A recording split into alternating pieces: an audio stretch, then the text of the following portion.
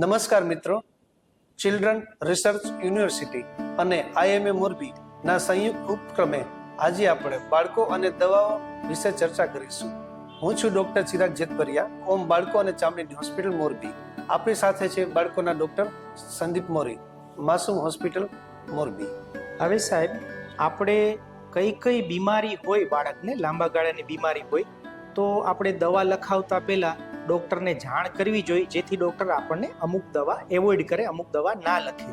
બાળકને કોઈ લાંબા સમયની કે કાયમી કે આનુવંશિક બીમારી હોય તો ડૉક્ટરને બતાવતા પહેલા જાણ કરવી જોઈએ, જેમ કે લીવરના રોગો, કિડનીના રોગો, G6PD ડેફિશિયન્સી, કોઈ દવાની એલર્જી હોય તો ડૉક્ટરને બતાવવા જઈએ ત્યારે તરત જ પહેલા જાણ કરવી જોઈએ.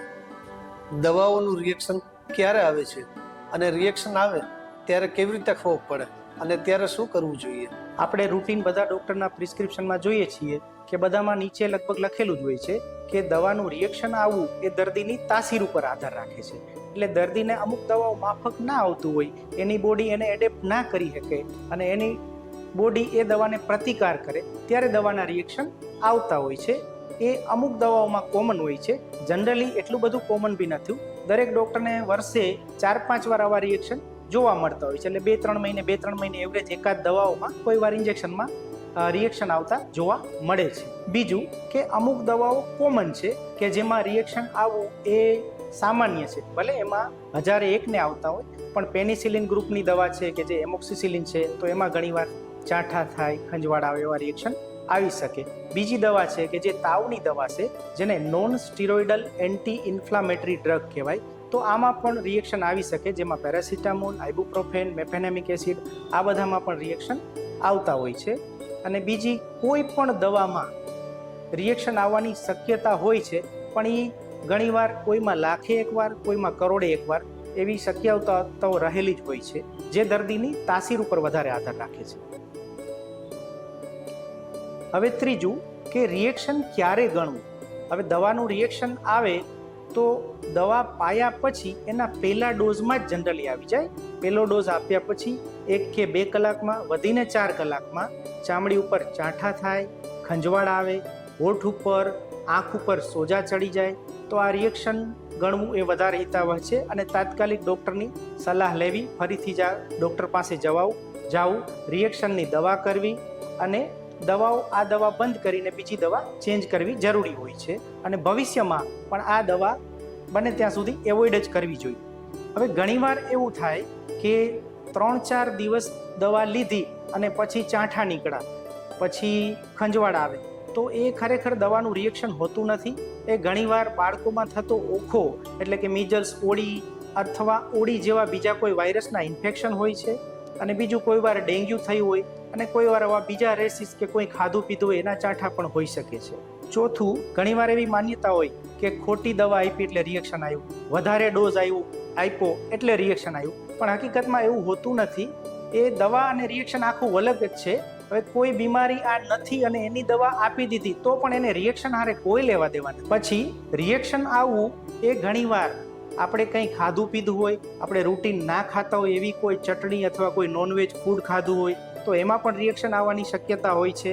અને કોઈક વાર મધમાખી કે કોઈ ઇન્સેક્ટ બાઇટ થાય ત્યારે પણ આવી રીતે થોડી વારમાં, 15 મિનિટ, અડધો કલાક, 2 કલાકમાં આવી રીતે આંખો ઉપર સોજા આવવા, ખંજવાળ આવી, શરીર ઉપર ચાઠા નીકળવા, એવું રિએક્શન સામાન્ય રીતે થતા હોય છે. દવાઓમાં જે રિએક્શન આવે છે, જે ટેબ્લેટ હોય છે, જે મોઢેથી લેવાની હોય છે, એ ધીમે ધીમે 1 કલાક, 2 કલાક, 4 કલાક એવી રીતે ધીમે ધીમે આવે છે. પણ જો ઇન્જેક્શન આપ્યું હોય અને રિએક્શન આવે તો એ જનરલી 5 મિનિટમાં પણ આવી શકે, 15 મિનિટમાં પણ આવી શકે અને 3-4 કલાકમાં પણ આવી શકે. પણ ઇન્જેક્શનનું રિએક્શન દવાના રિએક્શન કરતાં બહુ ફાસ્ટ હોય છે. એટલે જ્યારે કોઈ પણ વાર પહેલું ઇન્જેક્શન જ્યારે લેવાનું થાય ત્યારે દરેક ઇન્જેક્શન આપી અને હોસ્પિટલમાં 15 મિનિટથી અડધો કલાક બેસવું એ ખૂબ જ જરૂરી હોય છે. તો જો રિએક્શન આવે તો સમયસર પકડાઈ જાય, સમયસર સારવાર થાય, દર્દીએ હેરાન નથી થવું પડતું અને મોટું જોખમ ટળી જાય છે. હવે સાહેબ, તે જણાવો કે દવાની સામાન્ય આડઅસરો કઈ હોય છે?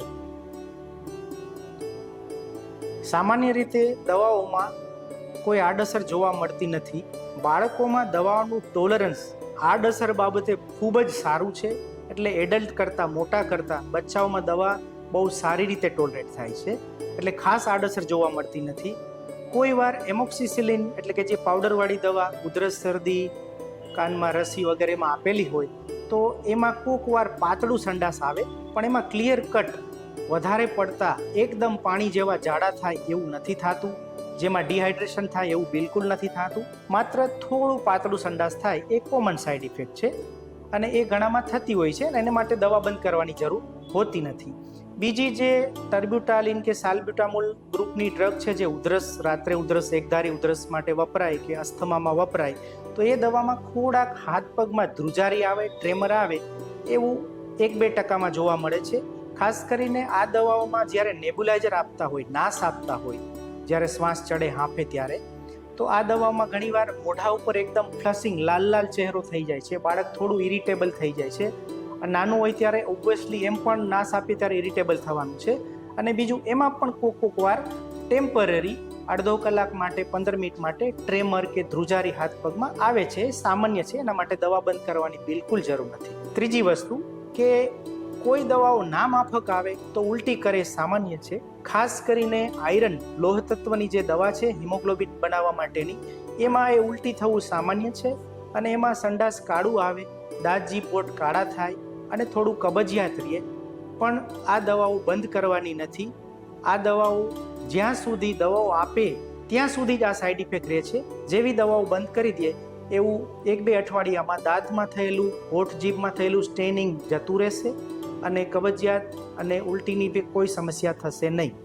હવે આપણે ઘણી વખત અમુક વાર માતા પિતાથી ભૂલથી ખોટી દવા અપાઈ જતી હોય છે, તો ત્યારે શું કરવું જોઈએ? ઘણીવાર કોઈ પણ ઘરે પડેલી દવાઓ હોય અને રેગ્યુલર ડોઝમાં ખોટી દવા 1 વાર કે 2 વાર અપાઈ જાય તો એમાં કાંઈ નુકસાન થતું નથી, બરાબર. બીજા બાળકની દવા પડેલી હોય પણ એના રેગ્યુલર ડોઝ પ્રમાણે આપી હોય તોય કાંઈ થતું નથી. અને હોસ્પિટલેથી કોઈ વાર એક બીમારી હોય અને ઘણીવાર બીજી દવા ચાલતી હોય ને બીજી દવા અપાઈ ગઈ હોય તો પણ એમાં ખોટી દવાઓ રેગ્યુલર ડોઝમાં કોઈ દવાઓ કોઈ નુકસાન કરતી નથી. ઘણીવાર કોઈ વાર આપણને ટીબી થયો હોય, ટીબીનું નિદાન બહુ જ અટપટું છે, જે ટીબીના ડૉક્ટર પોતે હોય છે એના માટે એને જો ટીબી થાય ને તો એને પણ ઘણીવાર ટીબી નિદાન કરવામાં 3 મહિના, 6 મહિના, વર્ષ, 2 વર્ષ નીકળી જાય ત્યારે ટીબી પકડાય, એટલું અઘરું હોય છે. તો કોઈ સંજોગોમાં ટીબીની દવા પણ 6 મહિના કોઈ ખોટી પીધેલી હોય છે ને તોય પણ એનું કોઈ સિગ્નિફિકન્ટ નુકસાન થતું નથી. એટલે ખોટી દવાઓ અપાઈ ગઈ, રેગ્યુલર ડોઝમાં આપવાની ડૉક્ટરે લખેલી છે, આજે એન્ટીબાયોટિક લખી છે અને 2 દિવસ પછી ખબર પડે કે ડેન્ગ્યુ છે તો એમાં કોઈ નુકસાન થવાનું નથી. એટલે એ રેગ્યુલર રૂટીન ડોઝમાં એ દવા આપાતી દવા આપી શકાય, આપી હોય તો કોઈ નુકસાન થવાનું નથી. ઘણીવાર આપણને એવું લાગે કે આ ચાઠા થયા છે મોઢામાં તો દવાને લીધે થાય છે, પણ અત્યારે વાયરલ ઇન્ફેક્શન બહુ કોમન છે. ચાઠા જનરલી કોઈ દવાથી નથી થતા મોઢામાં, એ મોટે ભાગે વાયરલ ઇન્ફેક્શનથી અથવા તો અમુક વિટામિનની ડેફિશિયન્સીથી થતા હોય છે. અને ખોટી દવાથી કોઈ રિએક્શન આવવું એવું તો બિલકુલ જરૂરી નથી. ધારો કે ડૉક્ટરે એમોક્સિસિલિન સિરપ આપેલી છે, તેનો ડોઝ 2.5 ml છે અને ભૂલથી માતા પિતાથી 2.5 ml સિરપને બદલે ડ્રોપ અપાઈ જાય છે, તો શું કરવું? જો દવાઓ તો બંને એક છે પણ કોન્સન્ટ્રેશન ફરી જાય છે. હવે જે સિરપમાં 5 ml હોય એ રૂટીન બીજા ડ્રોપ્સમાં જે હોય છે કોન્સન્ટ્રેશન 1 ml હોય છે. એટલે સિરપ કરતાં ડ્રોપ્સમાં કોન્સન્ટ્રેશન 5 ગણું હોય છે, કોઈમાં 10 ગણું હોય છે અને કોઈમાં સેમ પણ હોય છે. એટલે એના કોન્સન્ટ્રેશન હોય અને એમોક્સિસિલિન જેવી દવાઓ આપી હોય તો એમાં મોટે ભાગે કાંઈ નહીં થાય. બહુ તો 2-3 વાર લૂઝ સ્ટૂલ કરશે, ડાયરિયા થશે ને પછી કાંઈ નહીં થાય. પણ જો એની જગ્યાએ ઉધરસની કે શરદીની દવા આપી હોય તો એ આપણી ઓટોનોમિક નર્વસ સિસ્ટમને થોડુંક સ્ટિમ્યુલેટ કરશે, થોડુંક ફ્લશિંગ થશે, થોડાક ધબકારા વધશે. તો એવા સંજોગોમાં હોસ્પિટલે આવી અને 6 કલાક 12 કલાક ઓબ્ઝર્વેશનમાં રહેવું જરૂરી હોય છે.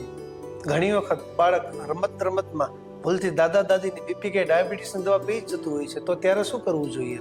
અમુક બાળકો દવા પીવામાં બહુ ધાંધિયા કરે, જ્યારે અમુક બાળકો ઓછા હોય છે પણ દવા જ્યાંથી જડે ત્યાંથી મોઢામાં ટીકડી હોય કે સિરપ હોય કે ફટ કરતા ગટગટાઈ જાય. તો એવા સંજોગોમાં દાદા દાદીની જે દવા ચાલતી હોય બચાવથી દૂર રાખવી. હવે કોઈ વાર પી ગયું છે, બીપીની કે ડાયાબિટીસની દવા છે, તો જો બીપીની દવા પી ગઈ હોય તો એમાં થોડું બીપી ઘટી જવાના ચાન્સ રહે. તરત હોસ્પિટલે આવવાનું, અને કોઈને 6 કલાક 12 કલાક અને એવરેજ 24 કલાક જેવું ઓબ્ઝર્વેશનમાં રાખવું પડે કે બીપી નથી ઘટી જતું, અને ફ્રિકવન્ટલી બીપી મોનિટરિંગ કરવું પડે. જરૂર પડે બીપી ઘટે તો બીપીના ઇન્જેક્શન કે બાટલા ચડાવવો પડે એવી શક્યતા હોય છે. હવે જો ડાયાબિટીસની દવા પી જાય તો એમાં શુગર ઘટી જવાની શક્યતા હોય છે, તો આપણે એને ગ્લુકોઝનું પાણી કે ખવડાવવા પીવડાવવાનું વધારે જોર રાખવું પડે છે, પણ એને પણ 24 કલાક એવરેજ ઓબ્ઝર્વેશનમાં રાખવું જોઈએ, અને જરૂર પડે તો ઇન્જેક્શન બાટલા પણ કરવા પડે શુગર વધારે ઘટી જાય તો. અમુક વખત બાળકના માતા પિતાને એવું થતું હોય છે કે બાળક વધારે બીમાર છે, તો તેને જલ્દી સારું કરવા માટે પીવાની દવા લેવી સારી કે ઇન્જેક્શન લેવા સારા કે જેથી જલ્દી રિકવરી આવી જાય, તો તેના માટે શું કરવું જોઈએ? જનરલી સામાન્ય રીતે પહેલા 2-3 દિવસ તાવ આવે ત્યારે એનું પાકું નિદાન થતું નથી. એમાં સિમ્પ્ટોમેટિક ટ્રીટમેન્ટ જ આપવાની હોય છે, જેમાં ઇન્જેક્શન અવેલેબલ હોતા નથી. બીજી વસ્તુ, એન્ટીબાયોટિકના જ ઇન્જેક્શન અવેલેબલ હોય છે.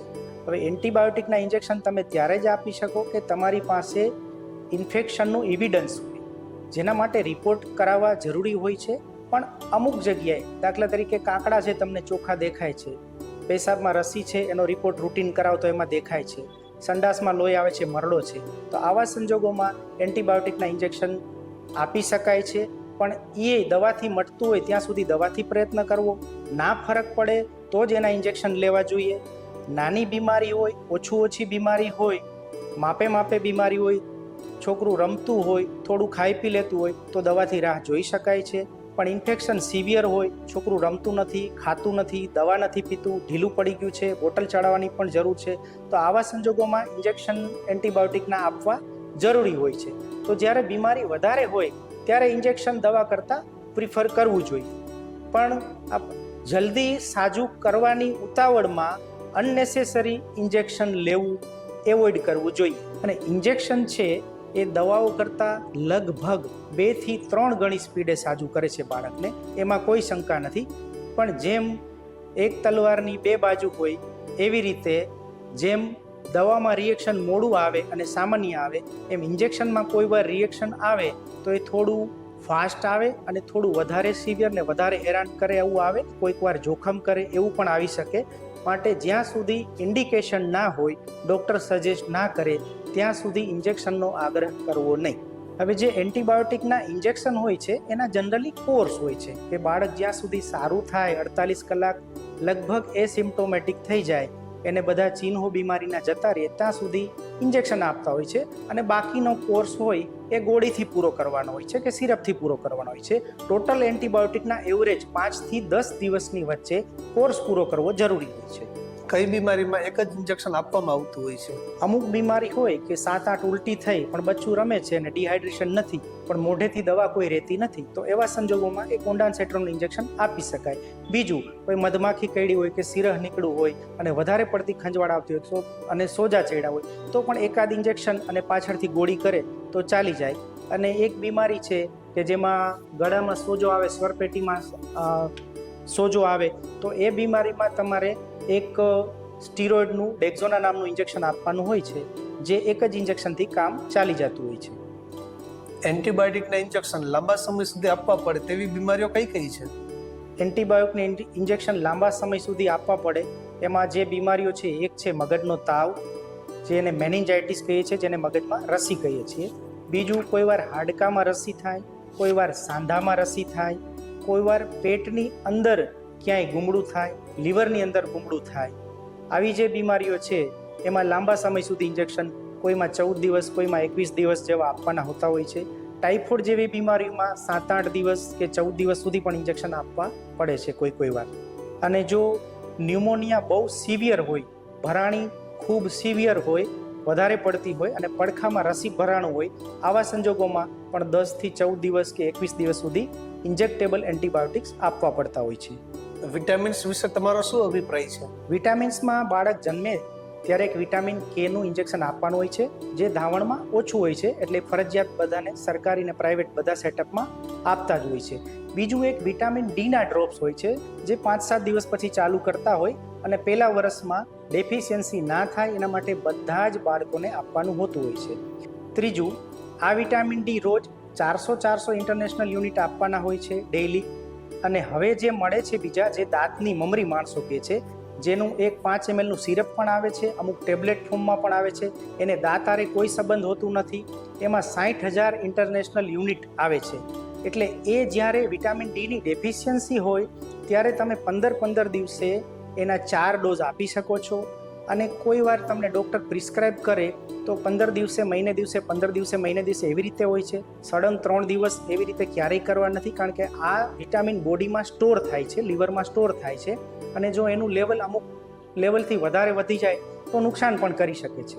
બીજું જે વિટામિન એ છે, વિટામિન એ સરકાર દ્વારા 6 મહિનાથી 6 વર્ષની વચ્ચેના બાળકોને દર 6 મહિને 2 લાખ ઇન્ટરનેશનલ યુનિટ આપવામાં આવે છે.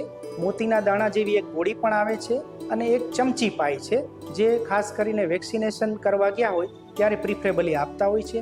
જે ખાસ કરીને લોઅર સોશિયો ઇકોનોમિકલ ક્લાસ હોય છે એને જરૂરી હોય છે. જે રૂટીન વેલ ટુ ડુ ફેમિલીના બાળકો છે અને જેનો સમતોલ આહાર છે એને ના આપો તો ચાલે, પણ આપો તો વધારે સારું, ના આપો તો પણ ચાલે. હવે છે આયરન એટલે લોહ તત્વ. એ સૌથી અગત્યનું વિટામિન છે અને લગભગ 3માંથી 1 બાળક અને 3માંથી 1 સ્ત્રી આ હિમોગ્લોબિન એનું ઓછું જ હોય છે અને એ આયરન ડેફિશિયન્ટ હોય જ છે. ઘણીવાર 2માંથી 1 બાળક એટલે લગભગ 50% બાળકો એનિમિક હોય છે. એટલે આયરન લેવું ખૂબ જ જરૂરી છે. એનો 2-3 મહિનાનો કોર્સ હોય છે, નહીં કે 2-3 દિવસ, નહીં કે 2-3 અઠવાડિયા. અને આ આયરન છે એ પ્રોફાઇલેક્ટિકલી જેને એનિમિયા નથી એને પણ આપી શકાય છે. તો સરકાર આ આયરન 6 મહિના પછી ઘણીવાર બાળકોને અઠવાડિયામાં 2 વાર એવી રીતે પણ આપે છે, જેનાથી સંડાસ કાળું આવે, કઠણ આવે, દાજી બોટ કાળા થતા હોય છે. પણ આ દવા આપો ત્યાં સુધી. આ પ્રિવેન્શન માટે હોય છે. અને બને તો આ આયરનની દવા છે એ ભૂખ્યા પેટે લેવાની, પછી અડધો કલાક કે 45 મિનિટ પછી જમવાનું આપવાનું. હવે બાળક આયરનની દવા નથી પીતું, ઉલટી કરી નાખે છે તો બંધ નથી કરવાની. 2 દિવસ, 3 દિવસ, 5 દિવસ ટ્રાય કરો એટલે ધીમે ધીમે રિટેન કરશે જ. છતાંય રિટેન ના કરે તો મોલિક્યુલ બદલો, આયરનનું ફોર્મ્યુલેશન બદલો. અને છતાંય ઉલટી કરે તો ઘણીવાર જમ્યા પછી 2 કલાકે પણ પાઈ શકાય છે. પણ આ આયરન દેવું ખૂબ જ જરૂરી હોય છે. હવે જે વિટામિન છે B12 અને ફોલિક એસિડ, જે ડેફિશિયન્સી કોમનલી વેજીટેરિયન ફૂડવાળા હોય વ્યક્તિઓ એમાં જોવા મળે છે. તો એ ઘણીવાર મહિને B12ની ગોળી આપી શકાય છે.